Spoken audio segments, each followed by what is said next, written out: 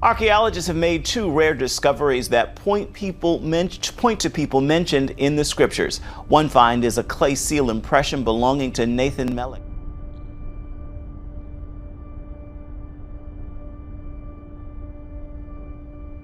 Melech is named in 2 Kings as an official in the court of King Josiah. The other is a 2,600-year-old seal engraved with the name Ikar, son of Mattanyu.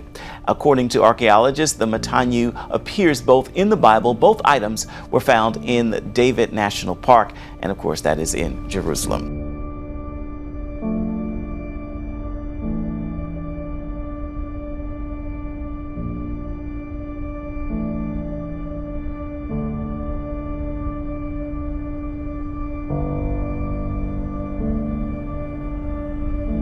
Israeli archaeologists made the discoveries in this structure, where they found evidence of a big fire they believe dates back to 586 BC when the Babylonians destroyed Jerusalem. Here you can still see the ash from the fire.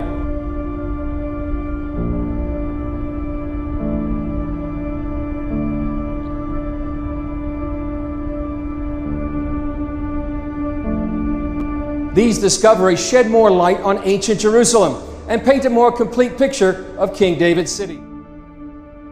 An excavation has revealed a 2,000-year-old Jewish settlement in the desert city of Beersheba. Beersheba right now is still a booming city. It's a desert metropolis home to more than 200,000 people. It's a big college town. It's a center of culture and industry, professional sports. And Jews, clearly, we now know, were happy to live there as well thousands of years ago.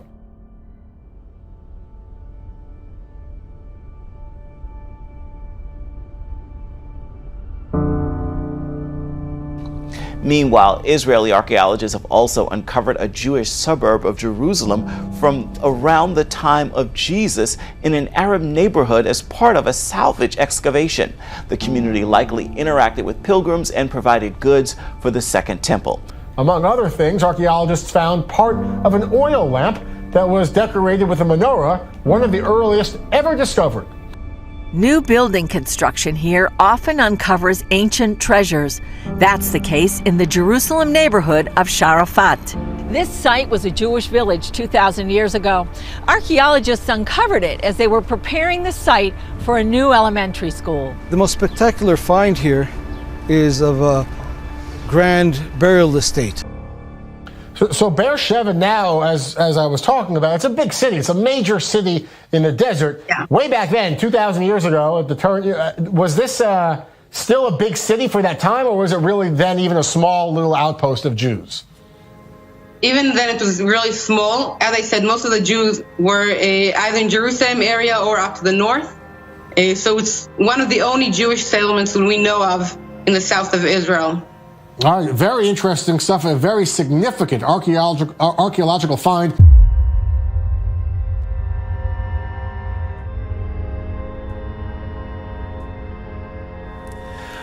One of my favorite words is anomaly. I like the way it sounds. I like even better what it implies. An anomaly, by definition, is anything or something that deviates from what is standard, normal, or expected. Anomalies are fascinating because they contradict the norm. They have no precedent. There's no repeated pattern that you can look at. They're really one-offs. They're outliers, if you will. They don't fit into the customary order or structure of things, and therefore they defy an easy explanation. One of my favorite anomalies is the nation of Israel. In every case, when you have a nation that's conquered, they lose their language, their religion, their culture and customs. Even they're extracted from their homelands and their national identity is lost. In every case, it happens within a period of a few generations, maybe 70 to 75 years. You know, it's one of those kind of things that happens because even countries like Yugoslavia, which were tailor-made by the Soviets, there was never a Yugoslavia until the Soviets made Yugoslavia, but when Yugoslavia was broken up, you never meet anybody saying, well, I'm a Yugoslavian now. They basically are even a Slovak or a Czech or something of another generation, which goes back to a cultural identity.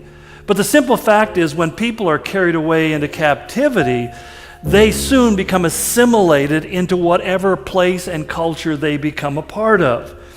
And yet, when we look at the nation of Israel, we find a contradiction to that pattern. I mean, here's a people who are conquered, and not just conquered, they were enslaved, and they are carried away from their homeland. And it didn't just happen to them once, it happened to them twice. And the second time it happened to them, they were gone from their homeland for over 2,000 years, and yet today there is in the world a nation of Israel. They're back in the same geographic homeland that God had promised to them, to Abraham, and they follow the same religious faith. They speak a language which was formerly described as a dead language. They revived a dead language and speak it now fluently in the streets of Jerusalem. And they have a clear sense of who they are. They are the Israelites. They are the people of Israel. And it's interesting to me because a lot of times, even within Christian theology, there's this assumption that God worked with the Jews and then they rejected him, and so he went to the Gentiles, and all the promises that were given to Israel are now subsumed by the church. And yet, that is one of the reasons why people have trouble understanding biblical prophecy, because God has a covenant relationship with Israel that is unique to them. It's not better, it's not more important. Even in the matter of the reestablishment of the nation of Israel, we have, again, no other precedent. As was really kind of pointed out by the prophet Isaiah in the 66th chapter, when he said, "Who has ever heard of such a thing? Can a country be born in a day, or a nation be brought forth in a moment? Yet no sooner is Zion in labor," Zion is another term for Israel, "no longer is Zion in labor than she gives birth." And that's one of the things that makes it really unique, because on May 14th, 1948, David Ben-Gurion proclaimed the establishment of the State of Israel. This was backed not only by the United Nations, but even President Truman recognized them as a new nation on that very same day. So that in the most literal sense, Israel was born in a day. They went from not being a nation to suddenly being a nation counted amongst the nations of the world in the United Nations. So Israel is the only nation who's ever been established that way. There's never been another nation that's been made like Israel was made in a day. And despite the fact that they have this continuing opposition of some 300 million Arabs in the surrounding nations. During the Six-Day War in 1967, Israel claimed a stretch of Syrian land known as the Golan Heights. The strategically important high ground has been controlled by Israel ever since, but the UN considers it occupied Syrian territory. But there has been little applause from the international community. Syria says it will further isolate the U.S. on the world stage. Russia calls it a clear violation of international law and may destabilize the Middle East.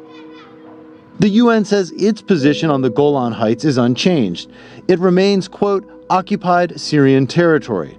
Those who want to see Golan returned to Syria say they aren't giving up. Let me ask about the peace process, so-called. On Monday, US President Donald Trump signed an executive order recognizing the annexed Golan Heights as part of Israeli territory in complete defiance of UN resolutions. Your prime minister reacted by saying, quote, "Everyone says you can't hold an occupied territory, but this proves you can." Does that mean, Ambassador, does that mean that the occupied West Bank can now be annexed too? Does that apply to the occupied West Bank as well? The Golan Heights for 19 years was used by the Syrians to attack our communities in the northern Galilee. And when we took over the Golan Heights in 1967, it became stable, it became quiet. And you annexed them in 1981. The UN condemned you, including the Ronald Reagan administration. Now, as you say, Trump is backing you. I'm wondering, are you now going to annex the West Bank as well? Because you have Trump's support. You're a supporter of annexation, aren't you?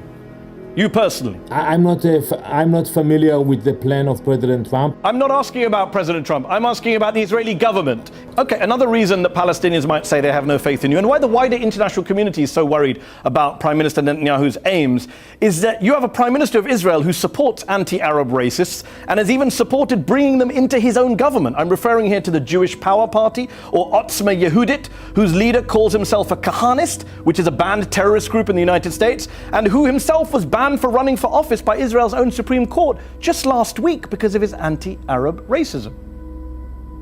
I'm amazed from your passion, Mahdi.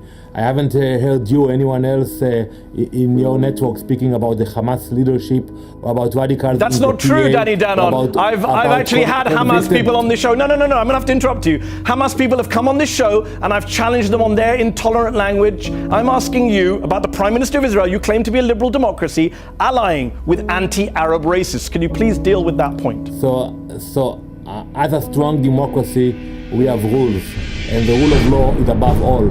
And the Supreme Court decided to disqualify one of the members of the list who wants to become a member of Knesset, who used to be a member of Knesset because he used racist comments. The American Jewish Committee, the AJC, AIPAC, the lobbying group you spoke at this week, your staunchest allies in the US have called Jewish Power a racist and reprehensible party. Why is the Prime Minister dealing with this party? Why is he welcoming them? Why is he allowing them to do a union with the Jewish home?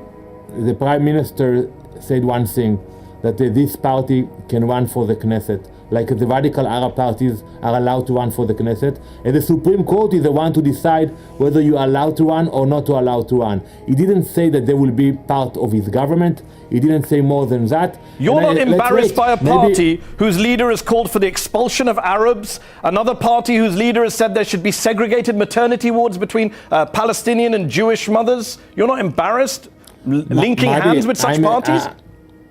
Mahdi, our democracy allows radicals to be in the Knesset, in the parliament. When I was in parliament for many years, I heard MKs supporting Hamas, supporting Hezbollah, supporting Iran. We accepted that. It wasn't comfortable for us, but we allowed that. This is the strength of our democracy, and it goes both ways. If you can allow Azmi Bishara, who betrayed our country, to be in the Knesset, you can allow radicals from the right to be in the Knesset, but as the Supreme Court ruled, there is a limit, there is a line. You keep talking about radicals, right? At AIPAC this week, you spoke at the AIPAC policy conference in Washington, D.C. You attacked U.S. Democratic Congresswoman Ilhan Omar for her controversial criticism of AIPAC, some of which she's apologized for. You said, quote, if you have people that use that kind of language, eventually I think the public needs to remove them from office.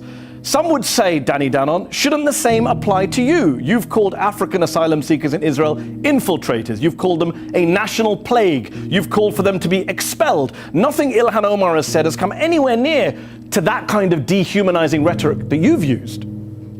So some of the quotes you mentioned are not correct, but let's speak about Which one is that. not correct? I think the fact that you have anti-Semites in Congress, the public should decide whether they should continue or not. Same in Israel. If the public saw that my views are not correct, they wouldn't elect me again and again and again. And I think today when we see what's happening in the US, when you have radicals speaking on anti-Semitic language and speaking about the Jews here having dual loyalty, this is embarrassing. Is it not embarrassing when you refer to African asylum seekers as infiltrators and a national plague? So I don't think I said what you just mentioned, and if you will find it, I will be very happy to. Everything is videotaped today. Between Israel and Syria, there is never a recognized border. To get a recognized border, you need to have a peace agreement or a decision that the two states that with the border accept. Between Israel and Syria, there is only lines of ceasefire. We ceasefire in 48 and ceasefire in 67. And ceasefire in 73. The fact that this line is not a recognized international border according to international law means that it's not illegal for Israel to take it. And as the US signs off on Israel's illegal occupation of the Golan Heights, is it time to declare the peace process dead and buried? Even if you put aside the fact that Israel gained the Golan Heights when Israel was attacked and not attacked Syria. So even if you put this aside, to say that it's illegal according to international law to Israel to apply its own sovereignty over the Golan Heights is just wrong. And despite the fact that they have this continuing opposition of some 300 million Arabs in the surrounding nations who are committed and repeatedly endeavoring to literally wipe them off the face of the earth. Sometimes people say, why are the Israelites so paranoid of the people around them, and have every intention of pushing them out of the land and into the sea, and literally many of them wanting to annihilate the Jewish people and not just the Jewish state. But there's a second anomaly that we find in history, and it may surprise you because it's the anomaly of the church. The church itself is something that's hard to explain. See, when you consider the facts surrounding the church, its very existence today is hard to explain. As evidenced by, in fact, one of its greatest critics, a guy by the name of Bart Ehrman, who basically speaks against biblical Christianity. In one of his books called The Triumph of Christianity, How a Forbidden Religion Swept the World, he made this statement. He said, how did a religion whose first believers were 20 or so illiterate laborers in a remote part of the empire, how did it become the official religion of Rome, converting over 30 million people in just 4 centuries? And then he goes on, a handful of charismatic characters used a brilliant social strategy to win over hearts and minds one at a time. Now, the reason I give you that quote isn't because what he said is accurate. In fact, most of what he just said is inaccurate. But nonetheless, it shows that even somebody who is antithetical to Christianity has to step back and say, how is it possible that there's this thing called the Church of Jesus Christ in the world today? That you look at all ordinary things and we shouldn't be here right now. Other than the very fact that in a very accurate way, Jesus said it would be the case when there was no sense of it.